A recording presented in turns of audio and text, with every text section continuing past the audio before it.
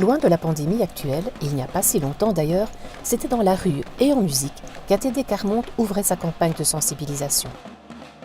ATD, autrement dit Agir tous pour la dignité, est une association qui n'hésite pas à nous interpeller face à la problématique des plus pauvres.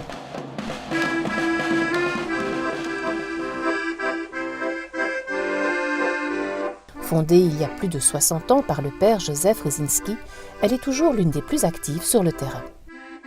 Marc vivait dans le bidonville de Noisy-le-Grand, avec ses 10 frères et sœurs.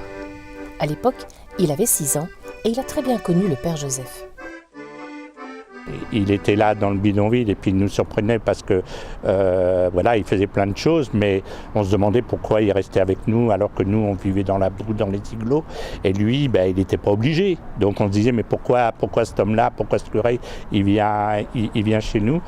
Et mon père il disait au père Joseph: ah, c'est important que les enfants ils puissent aller à l'école, qu'ils puissent apprendre. Et le père Joseph, il dit oui, vous avez raison, monsieur Couillard. Ah, c'est important que les jeunes puissent avoir du travail. Oui. Il se mettait à l'écoute et il partait des projets des gens. C'était pas lui qui venait avec ses projets et qui disait bon, on va faire la révolution. Non, c'est vrai, il partait de ce que les gens pensaient, ce qu'ils voulaient et bâtissait les choses à partir du projet des familles. Et pour moi, ça, c'est quelque chose de très important, quoi.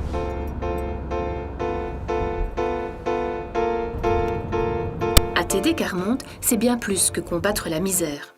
C'est aussi impliquer chacun dans des projets où savoir et culture sont mis à la portée de tous. C'est pourquoi, aujourd'hui, à Bourin, le groupe du Pays des Vallées se réunit. Alors, Marc avale les kilomètres pour aller chercher les uns et les autres, comme Johan et Brigitte, par exemple. Ils habitent l'un des 30 campings transformés en habitat permanent de la commune d'Astières.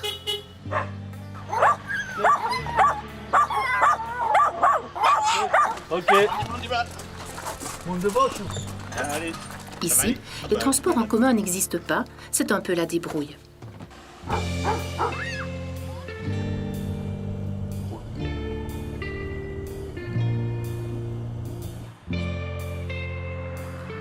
Finalement, c'est en début d'après-midi que tout le monde se retrouve. Au menu de la réunion, l'élaboration d'une affiche pour la projection d'un film retraçant la vie du père Joseph Rysinski. Sensibiliser l'opinion publique à la problématique de la précarité est une des missions d'ATD Carmonte. Chacun y met du sien et a son mot à dire. C'est quand même plus présentable que la première et la troisième, quoi. Donc,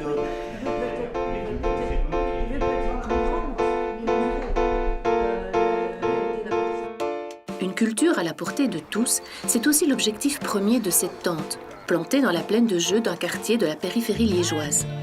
Une bibliothèque un peu insolite. Si on veut faire quelque chose avec des gens qui sont précarisés, qui sont en difficulté, etc., pour être près d'eux, il faut être là où ils sont.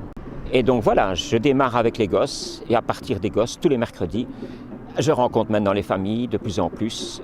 Et puis quand j'organise des activités, nous organisons, parce que maintenant on est trois animateurs, eh bien c'est parce que j'ai rencontré les enfants d'abord. Il faut d'abord que les parents, mine de rien, me fassent confiance. Au début, en fait, je voyais Jacques et je suis venue. Je ne savais pas trop ce que c'était. Et puis il m'a dit que c'était pour lire et tout ça. Et comme j'aime bien jouer, faire des bricolages, je suis venue. Et ça anime tous les mercredis, j'aime bien. D'abord, le livre, c'est l'échec scolaire pour beaucoup d'entre eux. Ils voient un livre, c'est l'école, et ils savent à peine lire, même à 12 ans. C'est vraiment très... voilà, c'est une réalité. Et une fois que c'est franchi, l'histoire, quand elle est forte, eh bien, elle vainc tous les obstacles, quoi. La concierge l'attendait sur le palier. « Oust, dehors !» rugit-elle. « Et fais ça, illico !» Une initiative qui a un effet boule de neige en générant d'autres événements culturels, comme ce festival des arts et des savoirs. Alors, c'est un festival qui se construit dans un lieu où on a déjà une action qui est établie, donc par exemple une bibliothèque de rue souvent, et au fur et à mesure que les liens se créent par la bibliothèque de rue, donc avec les habitants, les enfants, puis les autres structures du quartier, comme la bibliothèque communale par exemple, souvent naît l'envie de faire des choses ensemble, et donc un festival c'est ça. Et c'est mettre tous les talents et les savoirs des participants, qu'ils soient artistes professionnels ou habitants du quartier, ensemble pour un temps festif et convivial.